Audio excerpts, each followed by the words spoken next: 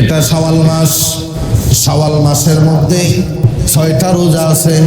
সহিহ মুসলিম শরীফের হাদিস, হযরতে আবু আইয়ুব আনসারী রাদিয়াল্লাহু তাআলা আনহু বলেন, আমার রাসূল বলছেন, মান সামা রমাদান সুম্মা আতবা'হু সিত্তাম মিন শাওয়াল কানা কাসিয়ামিদ দাহরি।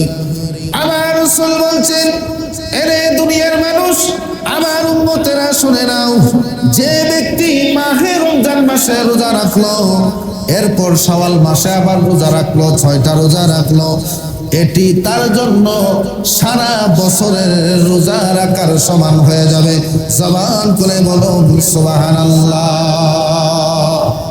মুসনাদ আহমদ শরীফের মধ্যে এই শাওয়াল মাসে 6টা রোজার হিসাব কিভাবে এক বছরের হয়, মুসনাদ আহমদ শরীফের মধ্যে উল্লেখ রয়েছে, সিয়ামু শাহরি রমাদান বিআশারাতি আশহুর, রমজান মাসে রোজা রাখা 10 মাস রোজা রাখার সমান।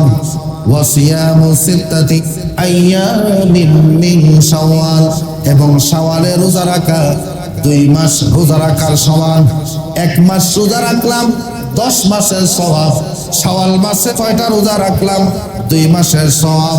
বিশাহরাইনি ফাযালিকা সিয়ামু সানাতিন, অর্থাৎ এক রমজানে 10 মাস আর শাওয়ালের 2 মাস।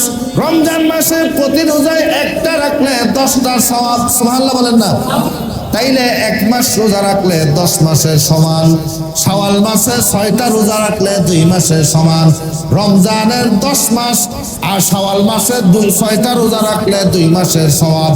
রমজান আর শাওয়াল মিলাইয়া আমার আল্লাহ রব্বুল আলামিন বান্দাদেরকে দয়া করে 12 মাস রোজা রাখার সওয়াব দান করবেন।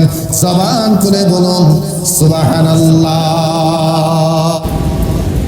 নাসাই শরীফের একটা হাদিস, জাআলাল্লাহুল হাসানা বিআশরি ফাশাহরুম বিআশরা আশহুরিন ওয়া সিত্তাতু আইয়াম বা'দাল ফিতরি তামামুস সানাহ। আল্লাহ রাসূল বলছেন, আল্লাহ রাব্বুল আলামিন রমজানের 1 নেকিকে 10 নেকি করেছেন। সুতরাং রমজান মাসে, ওই যে রমজানের হিসাব, সুতরাং রমজান মাসে 1 মাস রোজা রাখলে 10 মাসের সওয়াব পাওয়া যায়। আর ঈদুল ফিতরের পরে 6 দিন যদি কেউ রোজা রাখে, আল্লাহ রাব্বুল আলামিন ওই বান্দাকে সারা বছর রোজা রাখলে যে সওয়াব পাওয়া যায়, ওই সওয়াব আল্লাহর পাল্লার মধ্যে ঢুকাই দিবেন।